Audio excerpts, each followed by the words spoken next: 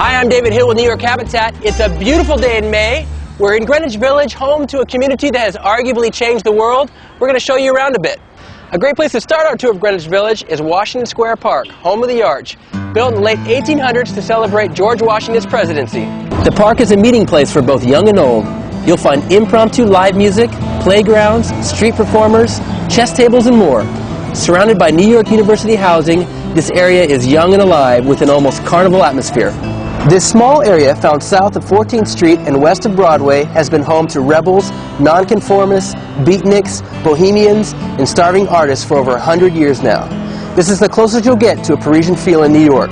You'll find tightly packed, low-rise brownstones with tiny gardens, secondhand stores, tons of cafes and restaurants, and a whole lot of fun history. Starting in the 1800s, Greenwich Village became the epicenter of art and music in New York. Artists and musicians flocked from all over, looking for camaraderie, inspiration, and affordable housing. During the time of Prohibition in the 20s and early 30s, many secret bars started springing up around New York called speakeasies. In fact, the author Henry Miller opened his very own speakeasy at his apartment right here on Perry Street in Greenwich Village. If you knew the secret password, you were down in the basement.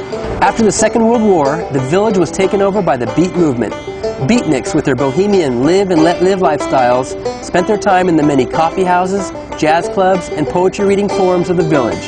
The paths of many musicians, writers, and actors passed through the eclectic streets of Greenwich Village. Bob Dylan, Jimi Hendrix, Edgar Allan Poe, and Mark Twain, just to name a few. We're on McDougal Street now, considered by many to be the heart of Greenwich Village, frequented by many artists and famous musicians such as Bob Dylan, Matthew Broderick, and Eleanor Roosevelt. Located at 115 McDougal Street, Cafe Wah is a club in Greenwich Village that's been a home to various musicians and comedians over the years. Bob Dylan, Jimi Hendrix, Bruce Springsteen, the Velvet Underground are just a few of the many icons that have found their beginnings at the Cafe Wah. Back in the 70s, the starving artists knew that all they needed in order to eat was 25 cents, because a quarter was all it took to get a falafel at Mamoun's on McDougal Street. If the names Joey, Chandler, Ross, Monica, Rachel, or Phoebe mean anything to you, then you are a fan of the show Friends. If that's the case, make sure you come down to the corner of Bedford Street and Grove here in Greenwich Village. You will find the famous Friends building, where a few of the Friends supposedly lived during their time here in New York City.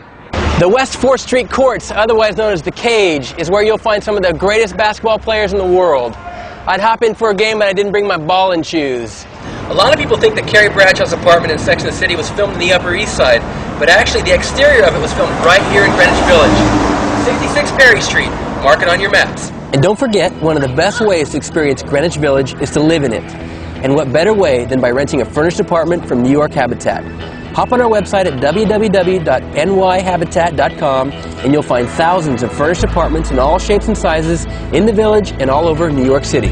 We're all out of time for our tour in Greenwich Village, and there are tons more things to do still. If you've got some ideas, make sure you leave them in the comments below.